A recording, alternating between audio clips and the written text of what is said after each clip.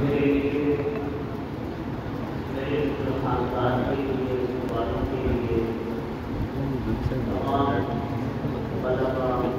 اور اساتذہ کرام کے لیے یہ اتنا بڑا عظیم سانحہ ہے، اس کے لیے ہمارے پاس اور حقیقت بھی یہ ہے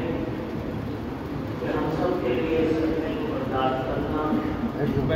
نہایت مشکل کام ہے۔ جیسا کہ اکثر حضرات عارف ہیں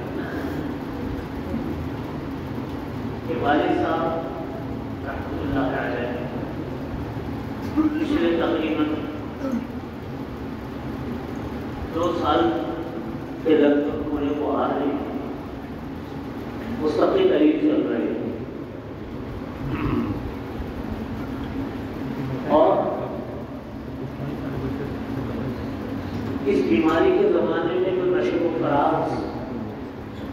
آئے، اس کے جو اثرات ان کے جسم پر تھے وہ بھی دیکھ کر دل بڑا دکھتا تھا، لیکن میں حیران رہ گیا۔ کرناٹک جب میں آیا، جاتے ہی سب سے پہلے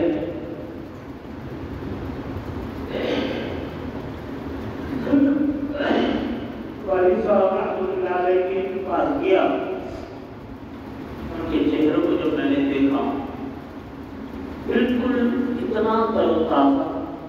اتنا صحت مند مجھے چہرہ نظر آیا، اتنا پرسکون نظر آیا کہ میں خود ڈر رہی ہوں۔ یعنی اس بیماری میں ان لوگوں پر جب دوسرا اٹیک ہوا تھا طبیب کا، سے 2 مہینے پہلے تقریباً، اس سے کافی کمزور ہو گئے، لیکن آج جب دیکھا ان کو تو بالکل تر و تازہ چہرہ، پرسکون۔ میرے بھائیوں، میں تمام حاضرین کی خدمت میں 2-3 باتیں عرض کرنا چاہتا ہوں۔ یہ اتنا سکون حضرت رحمۃ اللہ علیہ کے چہرے پر، اتنے نورانی ان کے چہرے پر، یہ اس لیے ہے کہ انہوں نے اپنا ماضی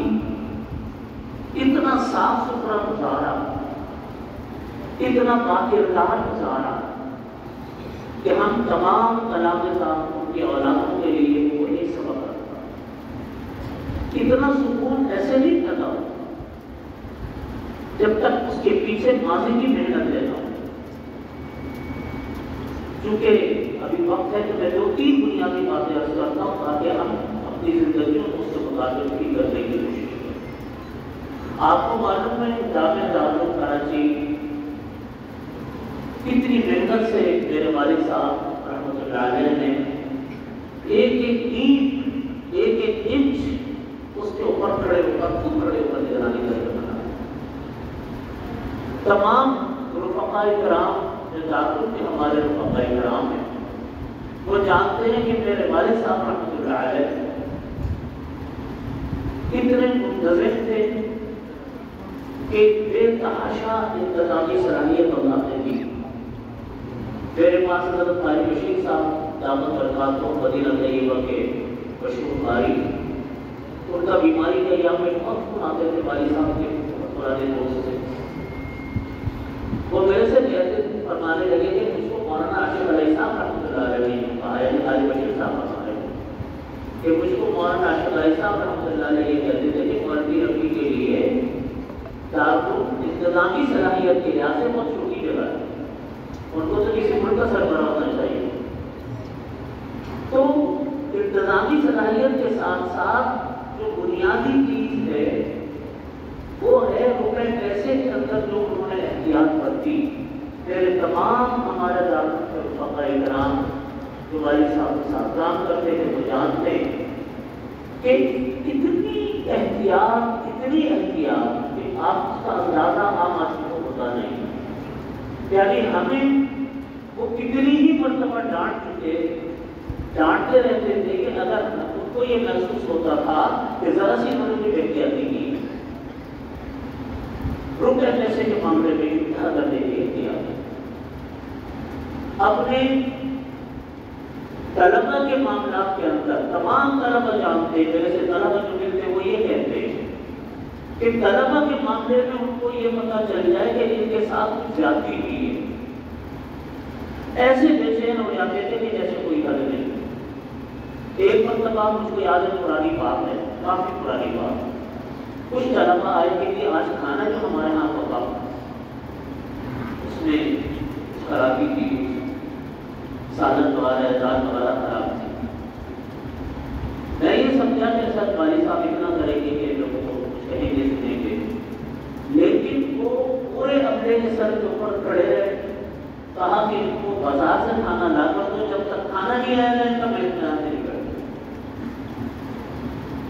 آپ دیکھیے آج علماء کرام کو لوگ برا طرح کہتے ہیں، طرح طرح کی تنقیدیں،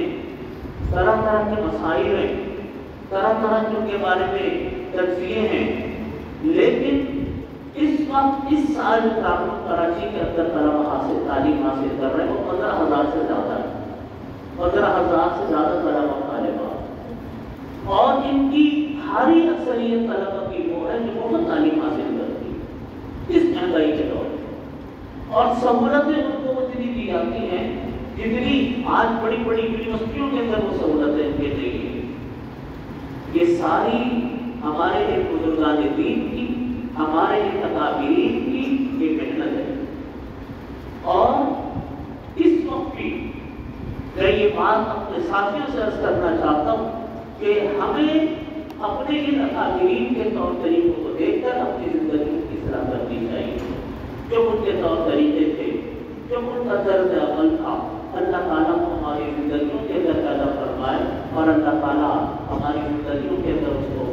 یا اللہ عمل کی توفیق عطا فرمائے۔ میں نے دوسری بات آپ کے سامنے عرض کی کہ طلبہ کا خیال، مالی معاملات میں انتہا کرنے کی احتیاط اور نظم و ضبط، اتنا کہ ہر چیز بڑے اطمینان سے، بڑی پلانی کے ساتھ کرتے تھے، جلد بازی میں کوئی بات نہیں کرتے۔ اس کے ساتھ ساتھ اپنے پورے خاندان کی خیر خبر رکھنا، خاندان میں کون بیمار ہے، کسی کے گھر میں مالی مسئلہ تو نہیں ہے، کسی کے گھر میں مالی مسئلہ نہیں ہے تو کوئی اور مسئلہ ہے، خود کہتے تھے، ہمیں بیچتے تھے، دوسروں کو بیچتے تھے، یعنی ان کی خبر گیری ہو۔ کوئی اگر رشتہ دار دوسرے ملک میں ہے